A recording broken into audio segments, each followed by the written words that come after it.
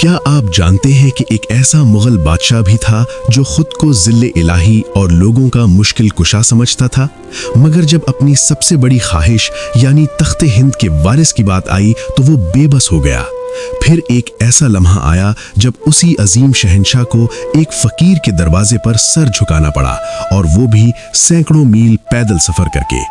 آخر وہ کون سا دربار تھا جہاں جا کر اکبر اعظم نے اپنی جھولی پھیلائی، اور کیسے اس دعا نے تاریخ کا رخ بدل دیا اور ایک ایسے شہزادے کی پیدائش ہوئی جس نے بعد میں ہندوستان کی سلطنت سنبھالی۔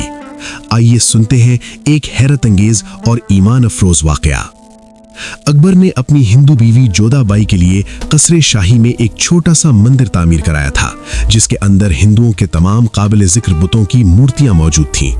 قلعے میں مؤذن کی صدا بلند ہونے کے بجائے صبح و شام کیرتن اور بھجن کی آوازیں گونجتی رہتی تھیں، اور گمراہ مذاہب اسے یقین دلاتے رہتے تھے، آپ ہی انداتا ہیں اور آپ ہی لوگوں کے مشکل کشا، دنیا کے سارے کام آپ ہی کے حکم سے انجام پاتے ہیں اور آپ کے سوا کسی طاقت کا وجود نہیں۔ دین الہی کا موجد جھروکے میں بیٹھ کر رعایا کو درشن دے رہا تھا اور بزم خود اپنی روحانی طاقت سے لوگوں کے مسائل حل کر رہا تھا، مگر ایک دن جب اکبر کی نظر اپنے ذاتی مسئلے پر گئی تو وہ لرز اٹھا۔ مغل شہنشاہ کے کئی بیٹے ہوئے، مگر چند روز یا چند ماہ زندہ رہ کر مر گئے۔ رانی جودھا بائی نے اپنے دیوتاؤں کے سامنے بڑی گریہ وزاری کی، بڑی منتیں مانی، بڑی نظریں پیش کی، مگر ملکہ عالیہ تخت ہندوستان کا وارث پیدا کرنے سے قاصر تھی۔ اکبر بھی تنہائی میں سوچا کرتا تھا کہ وہ کیسا مشکل کشا ہے کہ خود اپنی مشکل دور نہیں کر سکتا، اور پھر بے اولاد ہونے کی یہ خلش اس قدر بڑھی کہ اکبر کی راتوں کی نیندیں حرام ہو گئیں۔ آخر کار ایک دن کسی درباری نے ڈرتے ڈرتے اس سے کہا، آپ کا مسیحا یہی فتح پور سیکری میں موجود ہے، اس سے رجوع کریں، سارے دکھ درد دور ہو جائیں گے۔ کون؟ مغل شہنشاہ نے حیران ہو کر اپنے درباری کی طرف دیکھا۔ حضرت شیخ سلیم الدین چشتی۔ درباری نے مسیحا کی نشاندہی کی۔ کیا شیخ ہمیں تخت ہندوستان کا وارث دے سکتے ہیں؟ مغل شہنشاہ کی حیرت برقرار تھی۔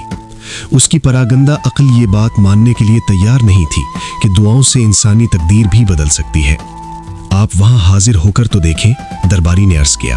میری آنکھیں تو بارہا ایسے مناظر دیکھ چکی ہیں کہ مفلس و بدحال انسان اس آستانے پر حاضر ہوئے اور اپنے دامن بھر کر چلے گئے۔ ہمیں ایک فقیر کے دروازے پر کھڑا دیکھ کر لوگ کیا کہیں گے؟ مغل شہنشاہ تذبذب کا شکار تھا۔ ہم تو خود ضرورت مندوں کی جھولیاں بھرتے ہیں، اگر ہمارا دامن کسی کے آگے پھیلا تو پھر ہماری روحانی عظمتوں کی بلند ترین عمارت زمین بوس ہو جائے گی۔ ذل الہی بہتر سمجھتے ہیں۔ درباری خاموش ہو گیا، مگر اس کی گفتگو نے اکبر کی آرزوؤں کے خرمن میں ایک دہکتا ہوا انگارہ رکھ دیا تھا۔ مغل شہنشاہ کئی دن تک شدید ذہنی کشمکش کا شکار رہا۔ آخر ایک روز اولاد کی سلگتی ہوئی خواہش اسے ایک بوریا نشین درویش کے دروازے تک لے گئی۔ حضرت شیخ سلیم الدین چشتی سلسلہ چشتیہ کے مشہور بزرگ حضرت بابا فرید الدین گنج شکر کے خاندان سے تعلق رکھتے تھے۔ آپ نے ادائے بے نیازی کے ساتھ فرمان روائے ہند کی طرف دیکھا۔ لوگوں کا آن داتا اور مشکل کشا ایک فقیر کے دروازے پر۔ شیخ، تمام حکیم و طبیب عاجز آ گئے اور ساری تدبیریں رائیگاں گئیں۔ مغل شہنشاہ نے حضرت شیخ سلیم چشتی کے سامنے اپنی ناطاقتی اور بے سر و سامانی کا اعتراف کر لیا۔ پھر میں کیا کروں؟ حضرت شیخ نے فرمایا، مجھے تخت ہندوستان کا وارث چاہیے۔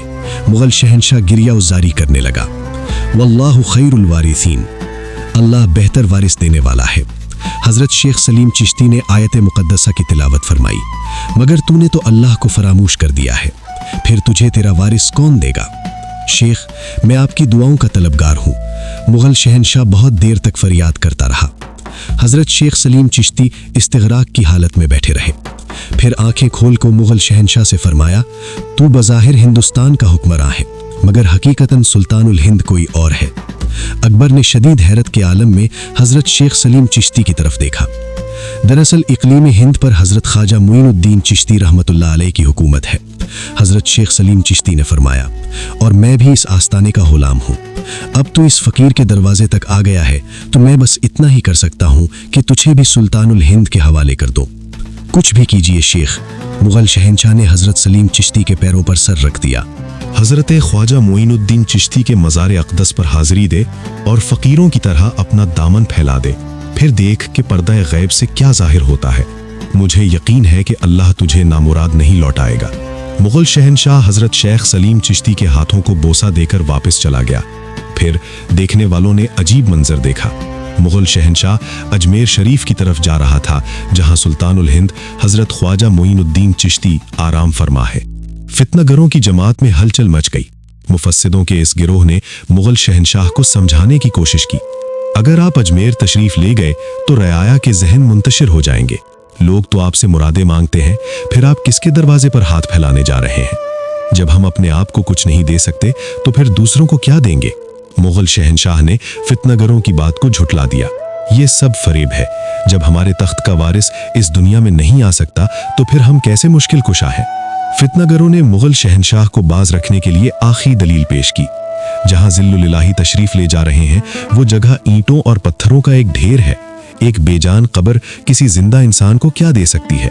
دربار اکبری کے فتنہ گر پوری طاقت سے منطق کی زبان میں گفتگو کر رہے تھے، مگر مغل شہنشاہ ان کی دلیل سے متاثر نہیں ہوا۔ اس نے اعلان کر دیا کہ وہ فتح پور سیکری سے اجمیر شریف تک پیدل سفر کرے گا۔ فتنہ گر بادشاہ کا منہ دیکھتے رہ گئے اور دین الہی کا موجد، رعایا کا انداتا، مخلوق کا مشکل کشا اور دستگیر اپنی درخواست لے کر اجمیر شریف روانہ ہو گیا۔ مغل شہنشاہ جلال الدین اکبر کا یہ سفر کوئی افسانہ نہیں، ایک زندہ حقیقت ہے۔ کسی اور نے نہیں، خود اکبر کے بیٹے شہنشاہ جہانگیر نے اس تاریخی واقعے پر گواہی دی ہے۔ جہانگیر نے اپنی خود نوشت میں واضح طور پر تحریر کیا ہے: میرے والد بزرگوار نے میری ولادت کے لیے فتح پور سے اجمیر تک پیدل سفر کیا تھا۔ یہ فاصلہ 120 کوس ہے۔ جب مغل شہنشاہ اجمیر شریف پہنچا تو اس کے پیروں میں چھالے پڑ گئے تھے۔ سفر کے آغاز میں خدمتگاروں نے اکبر کو سمجھایا تھا کہ یہ انتہائی دشوار گزار راستہ ہے۔ اگر ذل الہی سواری استعمال فرمائے تو اس میں کوئی حرج نہیں ہے۔ ہم سلطان الہند کے دربار میں حاضر ہو رہے ہیں۔ نیاز مندی کا اظہار کا بہتر طریقہ یہی ہے کہ پیدل سفر اختیار کیا جائے۔ اکبر نے واضح جواب دے کر اپنے خدمتگاروں کی زبانیں بند کر دی تھیں۔ پھر جب مغل شہنشاہ یہ طویل سفر طے کر کے حضرت خواجہ معین الدین چشتی کے مزار مبارک پر حاضر ہوا تو اس کے پاؤں زخمی تھے اور راستے کی گرد و غبار سے سرخ و سفید چہرہ سیاہ پڑ گیا تھا۔ پھر دیکھنے والوں نے دیکھا کہ جلال الدین اکبر حضرت خواجہ معین الدین چشتی کے قدموں میں دست بستہ کھڑا ہے۔ اس نے کسی گداگر کے مانند اپنی دامن مراد پھیلا دی اور دعا مانگنے لگا: بے شک آپ سلطان الہند ہیں اور میں آپ کی عظیم الشان سلطنت کا ایک ادنا کوچے گر، میری حالت زار پر توجہ فرمائیے۔ جلال الدین اکبر بہت دیر تک زار و قطار روتا رہا۔ پھر اس نے جوش اضطراب میں حضرت خواجہ معین الدین چشتی کے مزار مبارک کی چادر اپنے سر پر ڈال لی۔ مغل شہنشاہ کو محسوس ہوا کہ جیسے اس کے دل مضطرب کو قرار آ گیا ہو۔ پھر فرمان روائے ہند نے اجمیر شریف کے باشندوں میں زر نقد تقسیم کیا اور واپس لوٹ گیا۔ فتنہ گر مصاحب آپس میں باتیں کرتے اور درے پردہ اکبر کا مذاق اڑاتے۔ ایک قبر سے ہندوستان کا وارث مانگنے گیا تھا، پتھروں کے ڈھیر نے کیا دیا اسے؟ فتنہ گر سرگوشیاں کرتے اور خاموشی سے مغل شہنشاہ کی ناکامی اور نامرادی کا تماشا دیکھتے۔ آخر ایک دن قصر شاہی خوشی کے شادیانوں اور نقاروں کی آوازوں سے گونج اٹھا۔ خواصوں نے مغل شہنشاہ کو ولی عہد سلطنت کی پیدائش کی خبر سنائی۔ دارالحکومت آگرہ کے در و بام چراغوں اور قندیلوں سے جگمگا اٹھے۔ اکبر نومودو فرزند کو لے کر حضرت سلیم چشتی کی خدمت میں حاضر ہوا۔ صاحب اقتدار ہوگا اور رہتی دنیا تک اس کے نام کی گونج سنائی دے گی، حضرت شیخ نے فرمایا۔ جلال الدین اکبر نے حضرت شیخ سلیم چشتی سے اظہار عقیدت کے لیے بیٹے کا نام بھی سلیم رکھ دیا۔ پھر یہی سلیم نور الدین جہانگیر کے لقب سے تخت نشین ہوا۔ حضرت شیخ سلیم چشتی سے جہانگیر کی محبت کا یہ حال تھا کہ ایک بار مقرب درباری نے حضرت شیخ کی شان میں نازیبہ کلمات ادا کر دیے تھے۔ وہ شخص ملکہ نور جہاں کا بہت منہ چڑھا تھا۔ جب جہانگیر کے مخبروں نے اسے یہ خبر دی تو وہ شدت غضب سے اپنے ہوش و حواس کھو بیٹھا اور پھر اس نے فرمان جاری کر دیا: اس بے ادب کی زبان گدی سے کھینچ کر نکالو اور میرے سامنے پیش کرو۔ حکم شاہی کے مطابق اس شخص کی گردن میں سوراخ کر کے زبان نکالی گئی۔ ہزاروں افراد نے یہ لرزہ خیز منظر اپنی آنکھوں سے دیکھا۔ جب اس بے ادب انسان کی زبان جہانگیر کے سامنے لائی گئی تو جہانگیر سرے دربار چیخ اٹھا: ہر وہ زبان جو میرے شیخ کی جناب میں گستاخی کی مرتکب ہوگی، اس کا یہی حشر ہوگا۔ سزا سے پہلے ملکہ نور جہاں نے اس شخص کی پرزور سفارش کی تھی۔ جہانگیر کے حضور اشوا ترازیاں بھی کی تھیں اور اپنے غمزہ و ادا سے کام بھی لیا تھا، مگر مغل شہنشاہ نہ حسن کی سحرکاریوں سے متاثر ہوا نہ ملکہ ہند کی التجاؤں سے۔ اس نے نور جہاں سے صاف صاف کہہ دیا، اگر میرے شیخ کے سلسلے میں تم بھی مجرم قرار پاتی تو تمہارا حشر بھی اس شخص سے زیادہ مختلف نہ ہوتا۔ جہانگیر کی اسی عقیدت نے ہندوستانی مسلمانوں کے عقائد کو بڑے فتنوں سے محفوظ رکھا۔ اگر اسے شیخ سلیم چشتی سے اس قدر والہانہ محبت نہ ہوتی تو خدا ہی جانتا ہے کہ مذہب کے نام پر ہندوستان میں کیا کیا گل کھلائے جاتے۔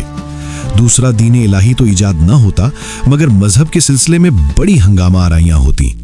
وہ لڑکا جو ایک ہندو عورت کے بطن سے پیدا ہوا اور جس نے اپنے عہد طفولیت میں جو اپنی ماں کو بتوں کے آگے سر جھکاتے دیکھا ہو، اس سے یہ توقع کس طرح کی جا سکتی ہے کہ وہ حضرت شیخ سلیم چشتی کی محبت میں نور جہاں جیسی کافرہ ادا عورت کی سفارشات کو بھی جھٹلا دے گا؟ نفسیات کے عام اصولوں کے مطابق تو جہانگیر پر ہندو دھرم کی گہری چھاپ ہونی چاہیے تھی کہ اس نے ایک ہندو عورت کی آغوش میں تربیت پائی تھی، مگر ہم دیکھتے ہیں کہ جہانگیر اپنی پوری زندگی میں ہندو مذہب کی طرف کبھی مائل نہیں ہوا۔ یقیناً یہ حضرت خواجہ معین الدین چشتی، حضرت سلیم چشتی اور حضرت شیخ مجدد الف ثانی کا فیضان نظر تھا کہ عیش و عشرت اور کیف و مستی کے ہجوم میں بھی اس نے عدل و انصاف سے کام لیا اور مذہبی معاملات میں ہندوستانی مسلمانوں کو بہت بڑی آزمائش سے بچا لیا۔ یہ جہانگیر کا ایک عظیم الشان کارنامہ ہے اگر لوگ اسے سمجھنے کی کوشش کریں۔ ناظرین، یہ واقعہ ہمیں یہ سبق دیتا ہے کہ اصل طاقت اور اختیار صرف اللہ تعالیٰ کے پاس ہے۔ جب دنیا کے بڑے سے بڑا بادشاہ بھی عاجز ہو جاتا ہے تو وہ اللہ کے نیک بندوں کے در پر حاضری دیتا ہے اور اللہ ہی اس کی مراد پوری فرماتا ہے۔